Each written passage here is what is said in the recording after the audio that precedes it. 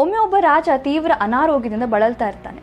ಏನೇ ಚಿಕಿತ್ಸೆ ನೀಡಿದ್ರೂ ಕೂಡ ಪ್ರಯೋಜನವೇ ಆಗ್ತಿರ್ಲಿಲ್ಲ.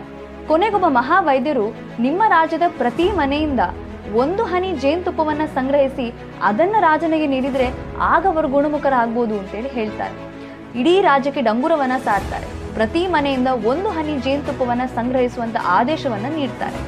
ಆದ್ರೆ ಆ ರಾಜ್ಯದ ಪ್ರಜೆಗಳೆಲ್ಲರೂ ತುಂಬಾ ಅಸಡ್ಡೆ ಮನೋಭಾವನೆಯಿಂದ ನಾನೊಬ್ಬ 1 ಹನಿ ಜೇನುತುಪ್ಪ ಹಾಕದಿದ್ರೆ ಏನ್ ಮಹಾ ವ್ಯತ್ಯಾಸ ಆಗ್ಲಿಕ್ಕಿದೆ ಅಂತೇಳಿ ಆಲೋಚನೆ ಮಾಡ್ತಾರೆ.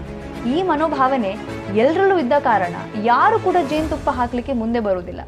ಕೊನೆಯ ದಿನ ಇಟ್ಟಂತಹ ಮಡಿಕೆಯ ಮುಚ್ಚಳವನ್ನು ತೆಗೆದು ನೋಡಿದ್ರೆ ಅದರಲ್ಲಿ ಒಂದೇ 1 ಹನಿ ಜೇನುತುಪ್ಪ ಇರುವುದಿಲ್ಲ. ಸರಿಯಾದ ಸಮಯದಲ್ಲಿ ಚಿಕಿತ್ಸೆಯನ್ನು ನೀಡ್ಲಿಕ್ಕಾಗದೆ ರಾಜನ ಸ್ಥಿತಿ ಇನ್ನೂ ಕೂಡ ಗಂಭೀರ ಆಗ್ತದೆ.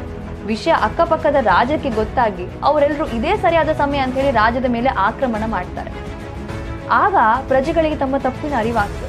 ಎಲ್ಲಿಯಾದ್ರೂ ಅವತ್ತು ನಾವು 1 ಹನಿ ಜೇನುತುಪ್ಪವನ್ನ ಕೊಡ್ತಿದ್ರೆ ಇವತ್ತು ನಮ್ಗೆ ಪರಿಸ್ಥಿತಿ ಬರ್ತಿರ್ಲಿಲ್ಲ ಅಂತ ಹೇಳಿ ಪಶ್ಚಾತ್ತಾಪ ಆಗ್ತದೆ. ಅದೇ ರೀತಿ ಈ ಚುನಾವಣೆಯಲ್ಲಿ ನನ್ನ 1 ವೋಟಿಂದ ಏನು ಮಹಾ ವ್ಯತ್ಯಾಸ ಆಗ್ಲಿಕ್ಕಿದೆ ಅಂತ ಯೋಚನೆ ಮಾಡ್ತೀರಿ.